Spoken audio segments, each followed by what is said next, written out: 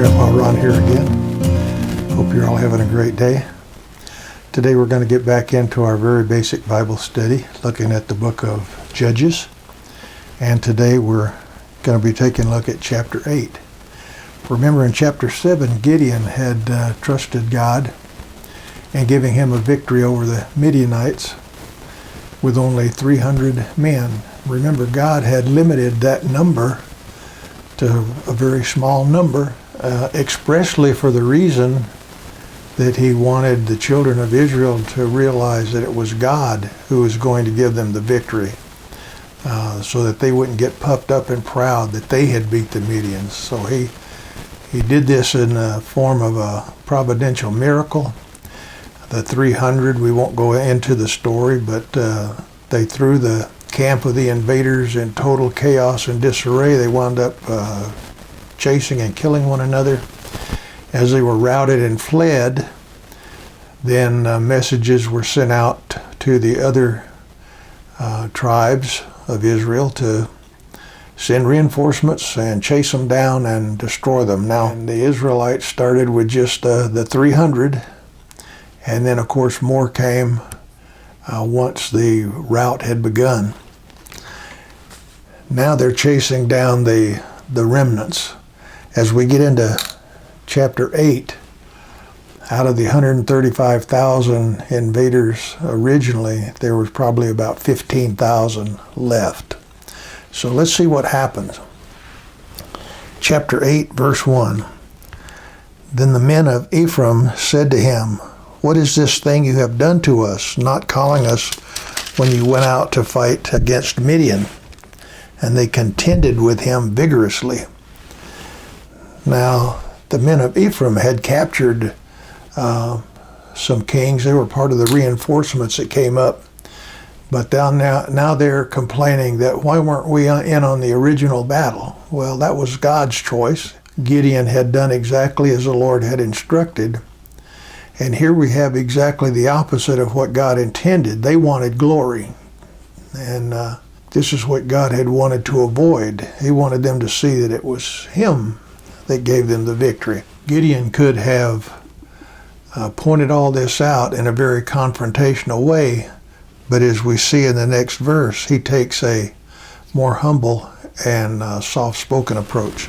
Verse 2, "But he said to them, 'What have I done now in comparison with you? Is it not the gleaning of the grapes of Ephraim better than the vintage of Abiezer?'" In other words, you have captured these generals and you have helped defeat, so I haven't done anything greater than you. Verse 3, "God has given the leaders of Midian, Oreb and Zeb, into your hands. And what was I able to do in comparison with you?" Then their anger toward him subsided when he said that.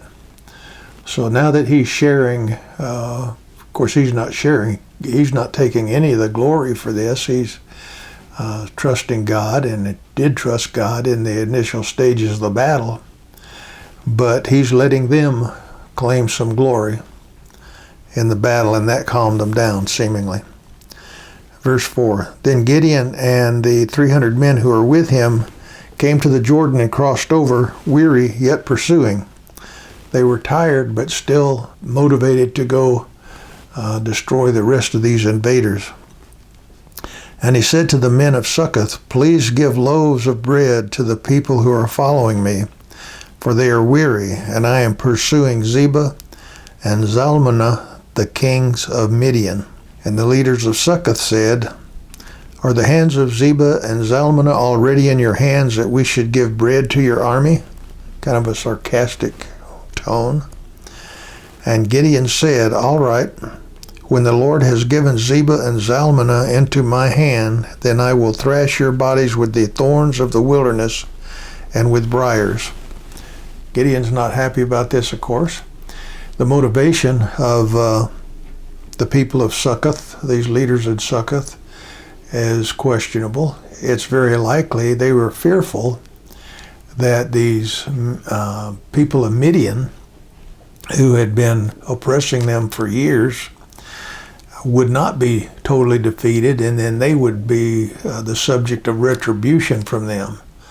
So they were holding back to see what was going to happen. And he went up from there to Penuel and spoke similarly to them. And the men of Penuel answered him just as the men of Succoth had answered. So another town does the same thing. So he spoke also to the men of Penuel, saying, when I return safely, I will tear down this tower. This tower could have been a place of worship, or it could have been a military stronghold of some kind. We're not quite sure. Now Zebah and Zalmunna were in Karkor, and their armies with them, about 15,000 men, all who were left of the entire army of the sons of the east. For the fallen were 120,000 swordsmen.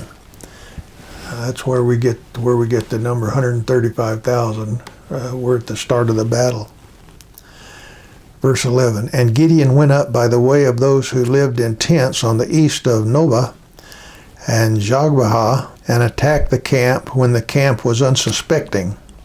So he took a roundabout way and conducted a surprise raid. When Zebah and Zalmunna fled, he pursued them and captured the two kings of Midian, Zebah and Zalmunna, and routed the whole army. Then Gideon, the sons of Joash, returned from the battle by the ascent of Heres. So they finished them off. They've captured the two kings. Now something interesting develops. Verse 14, and he captured a youth from Succoth and questioned him. Then the youth wrote down for him the princes of Succoth and its elders, 77 men. These were the men who apparently were the leaders that had decided not to help them when they came through the first time. And he came to the men of Succoth and said, behold, Zebah and Zalmunna, concerning whom you taunted me, saying, are the hands of Zebah and Zalmunna already in your hand, that we should give bread to your men who are weary? So he said, I've captured them now. You were so worried about that. And he took the elders of the city and thorns of the wilderness and briars, and he disciplined the men of Succoth with them. He could have dragged them with threshing sleds over them into these briars, whatever, but very painful, whatever it was. Verse 17, and he tore down the tower of Penuel and killed the men of the city, probably the men who had made that decision not to help them. Verse 18, then he said to Zebah and Zalmunna, what kind of men were they whom you killed at Tabor? And they said, they were like you, each one resembling the son of a king. Now this refers to something that we haven't read about before, so this is new. But apparently these two kings had killed some men in Tabor. And now there's going to be a reveal of who those men were. And he, Gideon, said, they were my brothers, the sons of my mother. As the Lord lives, if only you had let them live, I would not kill you. Verse 20, so he said to Jeter, his firstborn, rise and kill them. But the youth did not draw his sword, for he was afraid, because he was still a youth. This would have been an honorable thing. This would have been kind of a gift to his son to let him do this. That's kind of a foreign concept to us, kind of repulsive. But his son was still young, and he didn't do it. Verse 21, then Zebah and Zalmunna said, rise up yourself and fall on us, for as the man, so is his strength. So Gideon rose and killed Zebah and Zalmunna, and took the crescent ornaments which were on their camels' necks. So Gideon went ahead and dispatched these kings. Verse 22, then the men of Israel said to Gideon, rule over us, both you and your son, also your son's son, for you have delivered us from the hand of Midian. So they are excited that finally these oppressors have been defeated, and they want Gideon to rule over them. But Gideon said to them, I will not rule over you, nor shall my son rule over you. The Lord shall rule over you. The whole plan for this battle and the elimination of the Midianites was for God to receive the glory. And Gideon doesn't turn down a judgeship. He's still going to be judge, but he's not going to rule. He's leaving that to the Lord. Verse 24, Yet Gideon said to them, I would request of you that each of you give me an earring from his spoil, for they had gold earrings because they were Ishmaelites. And they said, We will surely give them. So they spread out a garment, and every one of them threw an earring there from his spoil. And the weight of the gold earrings that he requested was 1,700 shekels of gold, besides the crescent ornaments and the pendants and the purple robes which were on the kings of Midian, and besides the neck bands that were on their camels' necks. Quite a lot of gold. In today's standards, it would have been well over 350 ounces of gold. Verse 27, And Gideon made it into an ephod and placed it in his city, Ophrah. And all Israel played the harlot with it there, so that it became a snare to Gideon and his household. Remember, an ephod was a garment that the priests wore. And I'll put a picture here. But this must have been pretty spectacular. We're assuming that he wore it, but it could have just been a model that was set up like a statue.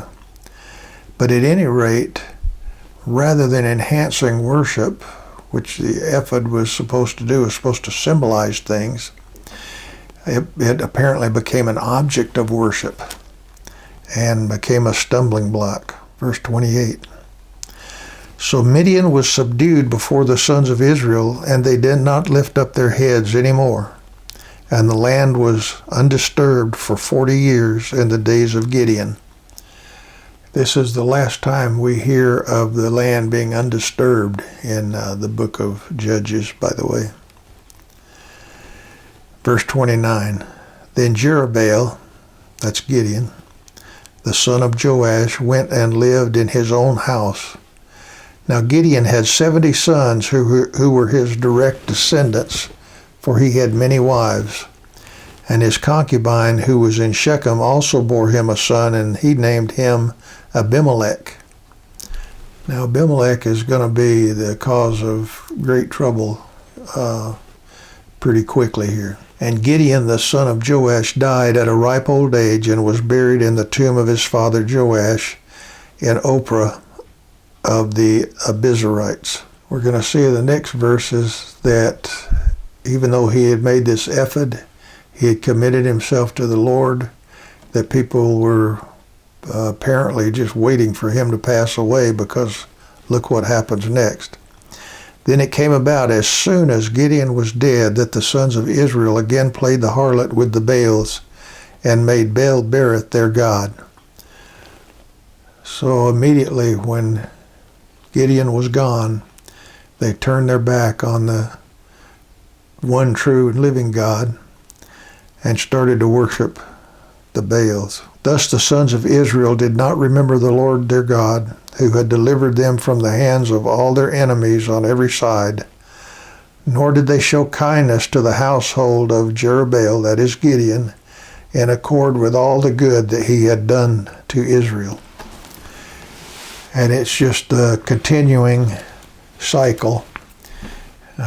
God saves them, time goes by, they become complacent, they start worshiping other gods, they're oppressed, they pray to God, they turn back to the Lord, he saves them, and the cycle continues yet again, and we're going to see it even more as we continue in the book of Judges.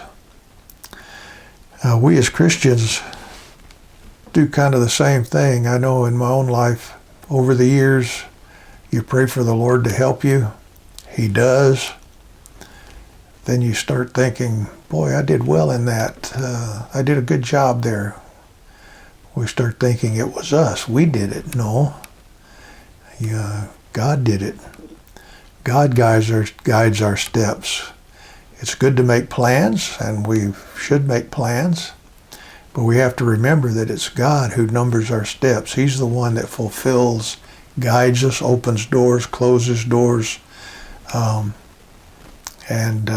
we should give God the credit for our life accomplishments, our life victories, and not rush in our own minds to take credit ourselves and think that we've done anything, because it's all God working in us and through us. Well, I hope this has been meaningful to you, and if you enjoyed it, and I hope you'll watch the next video. In the meantime, God bless. Bye-bye.